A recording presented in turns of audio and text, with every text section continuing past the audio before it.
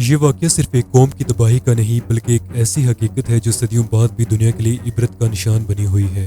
ایک سرسبز و شاداب بستی جہاں ہر نعمت کی فراوانی تھی، مگر وہاں کے لوگوں نے ایک ایسے گناہ کو اپنایا جو تاریخ انسانیت میں پہلے کبھی نہ ہوا تھا۔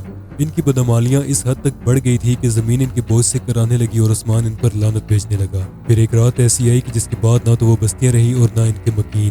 وہ گناہ کیا تھا اور ان پر کیسا قہر نازل ہوا، جاننے کے لیے ویڈیو کو آخر تک دیکھیں۔ قوم لوط وہ قوم جس نے ایک ایسی بدکاری کو جنم دیا کہ نسل آدم میں سے اس سے پہلے وہاں کسی کا خیال تک نہ گیا۔ حضرت لوط علیہ السلام حران بن طارق کے بیٹے تھے۔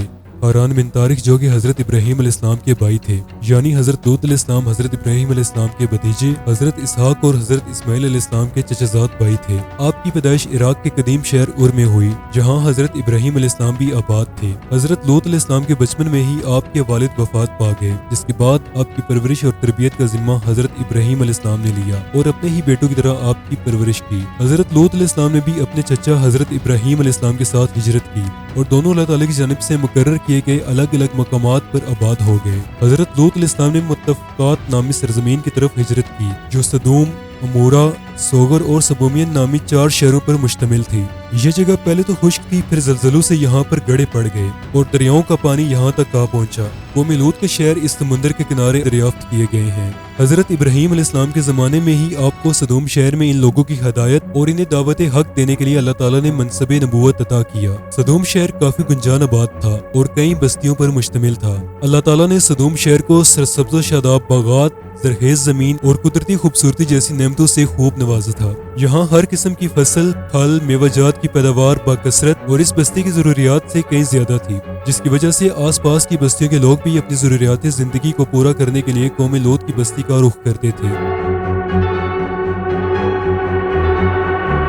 جس قدر یہ بستی خوبصورت تھی، اس بستی میں رہنے والے لوگ اتنے ہی فاسق و فاجر اور بدترین کافر لوگ تھے۔ دوسرے انبیاء کے برعکس حضرت لوط علیہ السلام ایسی قوم پر مابعوث ہوئے جو بڑے کبھی اعمال سر انجام دیتی تھی۔ یہ لوگ جنس مخالف سے تعلقات قائم کرنے کے بجائے ہم جنس پرستی کا شکار تھے۔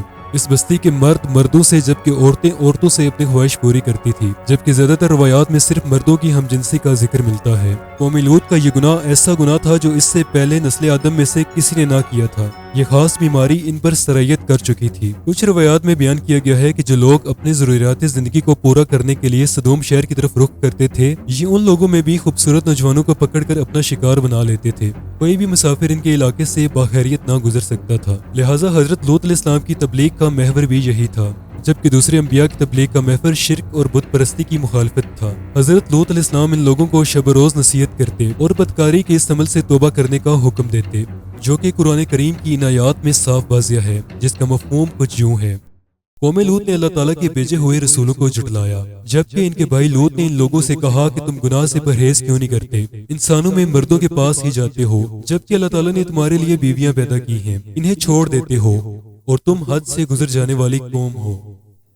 ان آیات میں حضرت لوط علیہ السلام نے اپنی قوم کو حد سے گزر جانے والی قوم قرار دیا ہے، جو کہ قانون خلقت کو پامال کر کے بیویوں سے ہم بستری کرنے کے بجائے مردوں کے پیچھے جاتی تھی۔ یہ بات خلقت کے قانون کے قطعی تجاوز ہے۔ بارہا سمجھانے کے بعد بھی گزشتہ انبیاء کی قوموں کی طرح قوم لوط نے بھی مخالفت، دھمکی اور نزول عذاب کے تقاضے کے ذریعے اپنا رد عمل ظاہر کیا اور کہا کہ لوط اور اس کے خاندان اور اس کے پیروکاروں کو شہر سے باہر نکال دو۔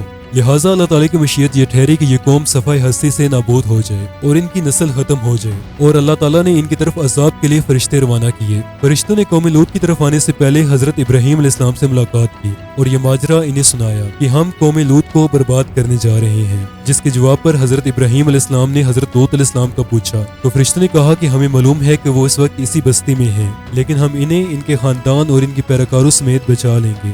جس کے بعد وہ حضرت ابراہیم علیہ السلام کے گھر سے چلے گئے اور خوبصورت نوجوانوں کی شکل میں حضرت لوط علیہ السلام کی سرزمین پر آئے اور سیدھے حضرت لوط علیہ السلام کے گھر چلے گئے۔ حضرت لوط علیہ السلام نے جب ان خوبصورت نوجوانوں کو دیکھا تو سخت پریشانی میں مبتلا ہو گئے اور دل ہی دل میں سوچنے لگے کہ اگر قوم لوط کو ان کے یہاں ہونے کی خبر ملی تو نہ جانے وہ ان کے ساتھ کیا سلوک کریں گے۔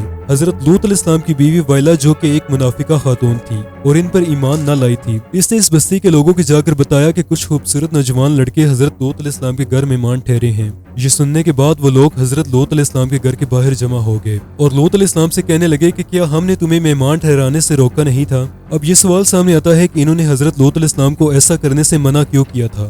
شاید اسی لیے کہ وہ لوگ یہ کار بد مسافروں کے ساتھ بھی کرتے تھے۔ حضرت لوط علیہ السلام پند و نصیحت کے علاوہ کچھ نہ کر سکتے تھے۔ انہوں نے کہا کہ مجھے میرے مہمانوں کے سامنے شرمندہ نہ کرو، اگر تم جنسی لذت کی تکمیل چاہتے ہو تو میری بیٹیاں حاضر ہیں، تم ان سے شادی کر لو۔ لیکن افسوس، نصیحتوں اور درخواستوں کے بعد بھی قوم لوط نے بڑی بے شرمی سے کہا، تم جانتے ہو کہ ہمیں تمہاری بیٹیوں سے کوئی مطلب نہیں ہے، اور تم یہ بھی جانتے ہو کہ ہم کیا چاہتے ہیں۔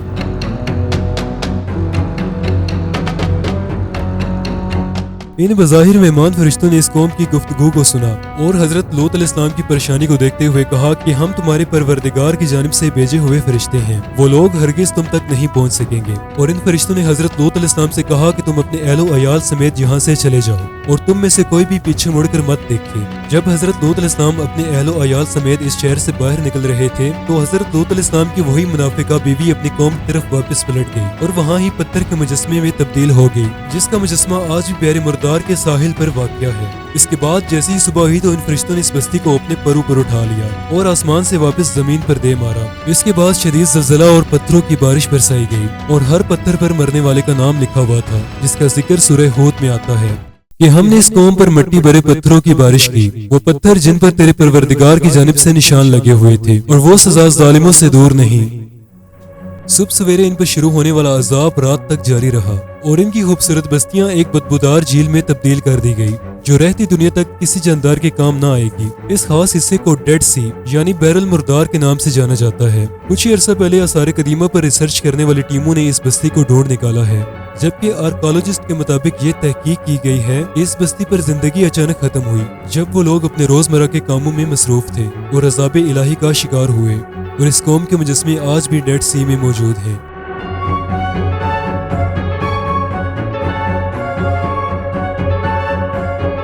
اگر ہماری آج کی ویڈیو آپ کو پسند آئی ہو تو لائک اور شیئر ضرور کریں، اور مزید معلوماتی ویڈیوز کے لیے ہمارا چینل سبسکرائب کریں۔